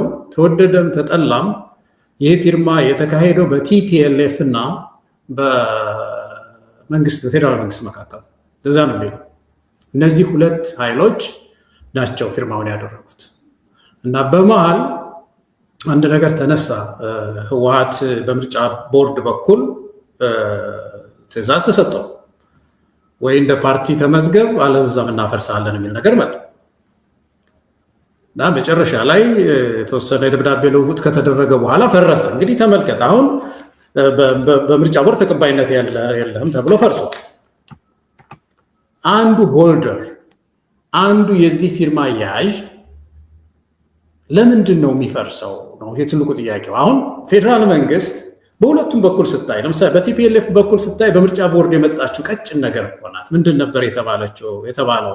ስብሰባ አድርግና እኛንም ጥራን ከምንድነው ከዚህ ከምርጫ ቦርድ የተወሰኑ ሰዎች ጥራን እንደዚህ አድርግና እንደገና ተመዝገብ ይባል በጎ ህሊና ቅድም ያለው ጉድ ፌዝ ቢኖር እኮ ይህንን አድርጎ መመዝገብ ይቻላል። በፌደራል መንግስቱ በኩል ደግሞ ስታይ ይህን ቢዘለውስ ሪኢንስቴት ቢያደርገውስ ለሰላም ሲባል ለፕሪቶሪያው ስምምነት ሲባል ማለት ነው። የፕሪቶሪያው ስምምነት መስመር እስኪይዝ ኤክሰፕሽናል በሆነ መንገድ ቲፒኤልኤፍን አይቶ ቢያቆየው አብረው እየሰሩ ይሄ ዲዲአር ጉዳይ የትግራይ እንደገና ከፌደራል መንግስቱ ጋር ያለው ኮሚኒኬሽን እስኪስተካከል ኖርማላይዜሽን እስኪመጣ ድረስ አቆይቶ ወደ ምርጫ ቦርድ የሚሄድበት ነገር ቢመጣ ይሄ ከባድ ነገር አለ። በፌደራል መንግስቱም ይሄን ማድረግ ከባድ አይደለም፣ በቲፒኤልኤፍም ከባድ አይደለም። ሁለቱም ፈቃደኞች አሉ እና በዚህ መካከል ቲፒኤልኤፍ እንግዲህ በምርጫ ቦርድ ፈርሷል ማለት ነው። በምርጫ ቦርድ ከፈረሰ ፌደራል መንግስት በቀጥታ እንደ ፓርቲ ኮሚኒኬት ሊያደርገው አይችልም። አንዳንድ ወገኖቼ ሲናገሩ ሰማለሁኝ። ለምንድን ነው ግንኙነቱ ከፌደራል መንግስቱ ጋር ነው እንጂ ከምርጫ ጋር ቦርድ ጋር መሆን የለበትም ሲሉ ሰማለሁ። ምርጫ ቦርድ ማለት ያው መንግስት እኮ በመንግስት መዋቅር ውስጥ ያለ አንድ አካል ነው። ስለዚህ እሱ የከለከለውን አብይ አህመድ ዝም ብሎ ኮሚኒኬት ማድረግ አይችልም። ስለዚህ እንደዚህ የተጠላለፈ ነገር ውስጥ እንዲገባ አንዱ ተስማሚ እንዲፈርስ ተደርጓል። ስለዚህ እኔ ፕራክቲካሊ ይሄ ስምምነት ዝም ብሎ ራስን ማታለል ካልሆነ በስተቀር አለ የትግራይን ህዝብ የሚመለከት ነው የሚባለው ነገር ራስን ማታለል፣ እንደገና ሌላ ዶክመንት ያስፈልጋል። እንደገና ወይ ሌላ ዶክመንት አድርጎ ካልሆነ በስተቀር ፈርሷል የሚል እምነት ነው ያለኝ። አንዱ ሁለተኛው ነገር እንደው ወደዚህ ወደ አማራው ክልል ከመምጣቴ በፊት አይ ቲንክ የሆነ ሆሊስቲክ የሆነ አፕሮች ያስፈልግ ይመስለኛል። የኢትዮጵያን ፖለቲካ በአጠቃላይ ስናየው ይሄንን ስምምነት የተስማሙ የተፈራረሙ ኃይሎች ህወሓት በአንድ በኩል ቤቱ እየተቃጠለ ነው፣ በጣም ፈርሷል። አንድ በኩል ስምረት የሚባል ፓርቲ ከፍተኛ የህወሓት ባለስልጣናት የነበሩ ሌላ መስርተዋል። በቀደም አሉላ ሲናገር ሰማሁ። ትግራይ ውስጥ ሌላ አንድ ፓርቲም እንደዚሁ ከህወሓት የወጣ ተመስርቷል አሉ። ደብረጽዮን ለብቻቸው ወለዶ የሚባል ተመስርቷል። እና ህወሓት እየተቃጠለ ነው ያለው። በትግራይ ህዝብ ዘንድ ያለው ሌጂቲሜሲ ቶታል ይሄ ነው። በሌላ በኩል ፌደራል መንግስት ላይ ያሉትን ደግሞ ተመልከታቸው። ብልጽግና ፈጥረናል የሚሉትን ብአዴንን ተመልከተው። ለምሳሌ የት ነው ተቀባይነት ያለው? እየተቃጠለ እኮ ነው ያለው። ለከፍተኛ ጦርነት ውስጥ ነው ያለው። የኦህዴድን ያየኸው እንደሆነ ብልጽግና ተዋህጃለሁ ቢልም የኦህዴድ ብልጽግና ማለት ነው ኦሮሚያ ክልል ውስጥ እየተቃጠለ ነው ያለው። የትም ቦታ ብልጽግና ቦታ አለው አለ እና እነዚህ ሁለት እየተቃጠሉ ያሉ ለውጥ የከሸፈባቸው ኃይሎች የያዙት ይሄ ስምምነት ዝም ብሎ ወረቀት ላይ ስላለ አለ ማለት አልችልም። እና ይሄን አስተያየት ልስጥ ብዬ ነው። ሁለተኛው እንግዲህ አማራ ምናልባት ከዛ በፊት በጥያቄ መልክ ላስቀምጥና ኤኒዋን ኦፍ ዩ ሪፍሌክት በኋላ እንድታደርጉ ነው። አያናም ሌላም ሰው ከፈለጋችሁ እኔ ዛሬ አዋይ ስለሆንኩኝ መመልስ ስለማልችል ነው የራሴ ይቅር። ዛሬ ፌደራል መንግስት ምን ማድረግ ይችል ነበር የሚለውን ጥያቄም መጠየቅ ስለሚያስፈልግ ከፓርቲ ዲ ሬጅስትሬሽን እና ሬጅስትሬሽን ጋር ምንስ ማድረግ ይችል ነበረ? ከሄደበት መንገድ ህጉን አሜንድ አድርጎ እነሱም ሄደው ራሱን ደብረጽዮን ሬጅስተር ራሳችን እናደርጋለን ብሎ ሰሚት አድርገው ከምርጫ ቦርድ ጋር ቀነ ገደብ ተሰጥቷቸው አሻፈረኝ ብሎ አናከብርም ብሎ ወዘተረፈ የሚቀርቡ ካውንተር አርጊውመንት ስላለ እኔ በጥያቄ መልክ ብቻ ነው ፖዝ ያደረኩት፣ እየመለስኩ አይደለም። ያለውን ፋክትም ለማስታወስ ነው። አሉላም አያናም በኋላ ሪፍሌክት ልታደርጉበት ትችላላችሁ። ገለታው ጥያቄ ለአንተ አይደለም፣ መቀጠል ትችላለህ አንተ። እሺ፣ ግን እንደው ጥሩ እነሱ ሪፍሌክት ያደርጉበታል። ግን አገሪቱ እኮ አሁን በተለይ ትግራይና የፌደራል መንግስቱ ኮሚኒኬሽን ኤክስትራ ጁዲሻሪ ሶሉሽን የሚያስፈልገው ሁኔታ ውስጥ ነው። ይሄ ማለት በጣም ቀጭን ነገር እኮ ነው። ይሄንን አሁን ሪኢንስቴት ማድረግ ወይም ደግሞ ማዘግየት የተወሰነ ጊዜ ይሄ የፕሪቶሪያ ስምምነት ሆልደር ስለሆነ ያዥ ስለሆነ ፈራሚ ስለሆነ እንዳይፈርስ የተወሰነ ጊዜ ይቆይ የሚል ኤክስትራ ጁዲሻሪ ሶሉሽን መፈለግ፣ የፖለቲካ ሶሉሽን የዲያሎግ መፈለግ የገባን ነገር ሆኖ አይደለም እና በአጠቃላይ እንዳይሆን ሲነሳም ቅድም እንዳል ማፍረስ ፈልጓል፣ ህወሓትን ማፍረስ ፈልጓል ፌደራል መንግስት። ስለዚህ በዚህ በምርጫ ቦርድ ማሰረዘው በመሀል ደግሞ ሌሎች ፓርቲ እንዲመሰረቱ ያደርጋል። ደግሞ በዚህ ሁሉ መካከል ካልጠፋ ሚሊቴሪ ሶሉሽን ወስዳለሁ የሚል ነው እና አሁን ያለው ድብድብ ከዛ ጋር ነው የሚያያዝብኝ። በኋላ ወንድሞቼ አስተያየት ይሰጡበታል። እንዳልከው የአማራ ክልል ህዝብ የአማራ ጥያቄ የፋኖ ጥያቄ በምንም አይነት ከትግራይ ጋር የተገናኘ አይደለም። ብዙ ጊዜ የፋኖ መሪዎችም ሲናገሩ ሰምታችኋል። የአማራ ህዝብ ጥያቄው በተለይ ባለፉት ዓመታት 30 ዓመት ህወሓት በነበረበት ጊዜ ብዙ መከራየሁ ብዬ ለውጥ በናፍቄ ይሄ አብይ አህመድ ወደ ስልጣን ከመጣ በኋላ የባሰ ችግር ውስጥ እንዴት እገባለሁ? መፈናቀል፣ ይሄ ሁሉ መፈናቀል ምንድን ነው? ይሄ ሁሉ ግድያ በማንነት ምንድን ነው? ምን አመጣው? በግልጽ ደግሞ ሌሎች ጥያቄዎች አሁን በተለይ አዲስ አበባን በተመለከተ እኔም ራሴ የገጠመኝ ነገር እኮ ነው። ይገርማቸዋል። ነግሬ እንደሆነ አላውቅም። ሞገስ ወደ መሀል ሜዳ ሄጄ የተወለድኩበት አካባቢ ስመለስ ያኔ የሆነ በዓል የሚከበርበት ነበረ። ምንድነው ኢሬቻ የሚከበርበት ሰሞን ነበረ እና በጣም ብዙ ባስ ነው የተመለሰው። እንደውም አስተባባሪ ነበርኩ ያኔ። ምክንያታቸው አለልቱ ከተማ ነው የተመለስ ነው። ወደ ደብረ ብርሃን ተመለሱና አንድ 3 ቀን ቆይታችሁ ግቡ ነው የተባለው እና ይሄ በጣም ህገወጥ የሆኑ ማታስባቸው በህወሓት ጊዜ የነበሩ የዲሞክራሲ ጥያቄ፣ የህዝባዊ የእኩልነት ጥያቄ፣ የፍትህ ጥያቄ አድጎ እንደዚህ አይነት በጣም ህገወጥነት በጣም ያፈጠጠበት ጊዜ ስለነበረ በአጠቃላይ የበሰሉ ጥያቄዎች ስለነበሩ እነዛ ጥያቄዎች ናቸው ወደ ትግል ያስገቡት ማለቴ ነው። ጥያቄውን ቀጥታ መልሼ ከሆነ እሺ፣ ጥሩ መልካም። እንግዲህ ይሄንን በተቃራኒም የሚረዱም ይኖራሉ። ኢቭን ከፋኖዎች ውስጥም ይሄ አንተ እይታ ነው አፕሪሺየት ያደረግበት ያደሩ የቤት ስራዎች አሉ የሚል ነው ያንተ እይታ። በቀጥታ አይገናኝም ነው። ሌሎች ግን ነው የፕሪቶሪያ ስምምነትማ ብዙ ኃይል ነው የበተነው፣ ጦርነት አሰባሰበን፣ ሰላም በተነን የሚል ንግግር እንደውም በጣም የሚታወቅ ነው። ከዛም ውጪ ፋኖ እኮ ማለት የአማራ ኃይል እኮ እስከ ፕሪቶሪያ ድረስ ተወካይ ልኮ ተቀባይነት ያላገኘበት ነው። ካስታወስ ሞክረው ነበር፣ አላገኙ። በዋናነት ደግሞ እውነቱን ለማውራት 4 ሆነ ዘምተ 2 ሆነ አትመለስም ቤዚካሊ። እና ያ ነው የፕሪቶሪያ ስምምነት የሚያደርገው። ይሄኛው ፋክት ነው። ኢንተርፕሪቴሽን ግን እንዳልኩት በተለያየ መልኩ ልንረዳ እንችላለን። የአማራ ህዝብ የፋኖ ፕራይዚንግ የራሱ የሆነ ኮዝ አለው ነው ቤሲካሊ ከተረዳው ራሱን ችሎ ተንጠልጥሎ አይደለም የሚል ነው። ምናልባት ለአያና አሁን ቀድሜ ዛዘር ወይ ራውንድ ላድርግና አያና በዚህ በተነሱ ጉዳዮች ላይ አጭር ሪፍሌክት አድርግና ወደ ሉላ እመጣለሁ። እሺ እኔ አይ ቲንክ ወንድሜ ገለታው ያነሳበት መንገድ መጨረሻ ላይ ራሱን ኪወርዱን ጠርቶታል ኤክስትራ ጁዲሽሪ የሚለውና የፕሪቶሪያ አግሪመንት ኤክስትራ ጁዲሽሪ ነው፣ ኢንተርናሽናል ነው፣ ኤክስትራ ጁዲሽሪ ነው። ስለዚህ አንድ ኤክስትራ ጁዲሽሪ የሆነ ነገር ኢትዮጵያ ውስጥ ያለ ኢንስቲትዩሽን ውስጥ ያለ ፍቃድ መከልከልም መሰጠትም አያስቀርም። ቲፒኤልኤፍ የምርጫ ቦርድ ውስጥ ያለው ተሳትፎም ሬኮግኒሽንም በኢትዮጵያ ምርጫ ውስጥ ለመሳተፍ የአንድ የተመዘገበ ፓርቲ መሆን የሚሰጥህ ፕሪቪሌጆች ከንብረት ጋር የተያያዘ ከምርጫ ጋር ከፕሮቴክሽን ከተለያየ ጋር የተያያዘ መብቶችን የሚመለከት ነው። ከምርጫ ውድድር ማለት ነው።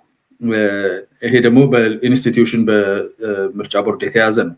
የምርጫ ቦርድ ቲፒኤልኤፍ ሬኮግናይዝ አደረገም አላደረገም ቲፒኤልኤፍ እንደ ቲፒኤልኤፍ ያደረገው ስምምነት ኤክስትራ ጁዲሽሪ ስለሆነ እንደ ቲፒኤልኤፍ ኤክሲኪዩት የማድረግ መብቱን አይነካበትም።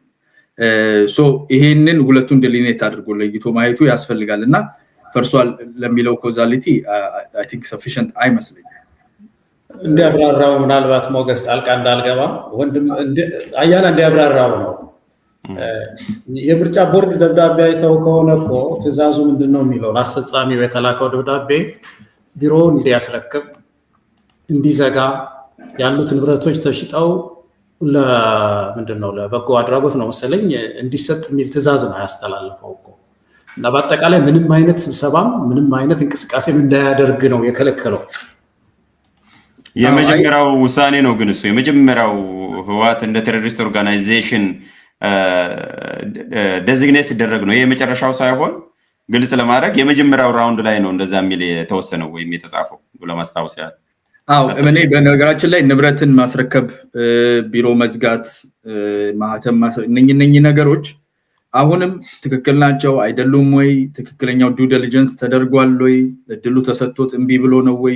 የየትኛው አካል ስምምነቱን የማፍረስ ሙከራ ወይም ደግሞ ፖለቲካ ውስጥ በጤነኛ መንገድ በህገ መንግስታዊ መንገድ የመሳተፍ ፍላጎትና የፍላጎት ማጣት ነው የሚለውን ከማሳየት በዘለለ የሴሴሽን ኦፍ ሆስቲሊቲ የፕሪቶሪያን አግሪመንት ራሱን ችሎ የሚቆም አግሪመንት ነው። ፕሪቶሪያ አግሪመንት የምርጫ ቦርድ ኤገሌን ቢሰርዝ ኤገሌን ቢያመጣ የሚቀየር አይደለም። ሬኮግናይዝ ተደርጎ የተፈራረመ አካል በዛ ካፓሲቲ ማስፈጸም ይችላል። አንደኛ ቲፒኤልኤፍ እንደ አንድ የምርጫ ቦርድ ተሳታፊ ወይም እንደ አንድ የፖለቲካ ፓርቲ አይደለም ሄዶ የተደራደረው። እንደ አንድ ከመንግስት ከፌደራል መንግስቱ ተነጥሎ የራሱ መንግስት እንደመሰረተ የራሱ መንግስት ፎርም የራሱ ፓወር ፎርም አድርጎ ከኮንስቲቱሽናል ሆልዱ ውጪ ሆኖ ከፌደራል መንግስት ጋር እንደተዋጋ እሱን አሁን ሊኩዴት አድርጎ የራሱ መንግስትም የራሱ ጦርም የራሱ ህግም የሌለው በፌደራል ህገ መንግስት ስር እንደሚያደር በሀገሪቱ ላይ አንድ ጦር ብቻ እንዳለ አንድ መንግስት እንዳለ ሬኮግናይዝ አድርጎ የገባ አካል ነው። ስለዚህ ፕሪቶሪያን የተፈራረመበት ካፓሲቲ አዝ አ ፐርሰን ስናየው በዚህኛው ምርጫ ቦርድ ውስጥ ባለው ካፓሲቲ ሊጠፋ የሚችል አይደለም። አሁን ዛሬ ተነስቶ ምርጫ ቦርድ ይሄንን ባስቀመጠበት ሰዓት ዛሬ ተነስቶ ቲፒኤልኤፍ እነኚህ ነገሮች ብላክ እያደረጉን የነበረ ይሄው ስማማለሁኝ ብሎ አንድ ሙቭ ቢያደርግ ወይም ደግሞ ለዲዲአር 100,000 ሰው 10,000 ወታደር አዘጋጅቻለሁ መሳሪያ ተረከቡ ወደ ዲሞቢላይዜሽን እንዲገቡ ያዘጋጇቸው ሰዎች ቢል ፌደራል መንግስት ሄዶ በፕሪቶሪያ መሰረት ይሄንን እንዳያደርግ የምርጫ ቦርድ ውሳኔ የሚያቀብበት አቅም የለውም፣ ጁሪስዲክሽኑ የለውም። ኤክስትራ ጁዲሽሪ ነው ያኛው አግሪመንት የሚለው በዛ ለመያዝ ፈልጌ ነውና ያስሞገስ እሺ ምንም አላልኩ። አይ ከሚዩት ላይ ስትነሳ ሐሳብ ያለ መስሎኝ ጨርስና ወደ ሉላ እንሄዳለን። ምንም አላልኩ። ሶ ይሄንን አይነት ነገር ነውና ሰላም በተነን የሚለው ነገር መጀመሪያውኑ ቅድም አንተም አንስተዋል። አሁን የፕሪቶሪያው አግሪመንት ሲደረግ ነካርጊው አልፍ ያለው ቅድም 4 ሆነው ሄደው 2 ሆነው የሚለው ነገር 4 ሆነው አልሄዱ። አጃቢ ነው። ሰርግ ላይ ሄደህ ሚስትህን እኔም ልሳማት እንደማለት ነው። አጃቢ ነው፣ አጋዥ ነው። የራሱ ካፓሲቲ ተሰጥቶት ነው የሚሳተፈው። በጦርነት ውስጥ ተሳትፏል። በፖለቲካ ውስጥ ግን አይሳተፍም። የፖለቲካ ግጭቱ የቲፒኤልኤፍ በራሱ ምርጫ ማድረግ የራሱን ፓወር ይዞ የራሱ ወታደር ይዞ ከፌደራል መዋቅሩ ውጪ ስለቆመ የፌደራል መንግስቱ ወደዛ መዋቅር ለመመለስ የሚያደርገው ትግል ነው። የአማራ ኃይሎች እንደ አማራ ክልል በኢትዮጵያ የፌደራል መንግስት ስትራክቸር ውስጥ ነው የሚሳተፉት። ኤርትራ ከውጪ ተጋብዞ የመጣ የሚሊተሪ ኃይል ነው። ጉዳዩን አንድ ሶቨሬን የሆነ ስቴት ጋቨርንመንት ጋብዞት ያመጣው ነው። በዛ ውስጥ ምንም አይነት የፖለቲካል ጥያቄም የፖለቲካ ግጭቱም አካል ሆኖ አልተያዘም። የስምምነቱም አካል ሊሆን አይገባውም። የመጣው እንደ ፕሪቲ ማች እኔ መርሰነሪ ልለው ይችላል። እንደ መርሰነሪ ኃይልን ለማጠናከር ተጋብዞ የመጣ ኃይል ነው። ስለዚህ እዛ ጋር መጥቶ አንድ መርሰነሪ ሆኖ የተዋጋ እኔም የፖለቲካ ኔጎሽዬሽን ውስጥ አሳትፉኝ ማለት አይችልም ብዬ ነው ማምነው እና ሁለቱ ናቸው መደራደር ያለባቸው። ትክክለኛው ማካሄድ ያ ነው። ግን ኩርፊያዎችን ፈጥሯል። በእርግጥ ኢንትረስት ስለነበራቸው ሂድን ኢንትረስቶች ማለት ነው።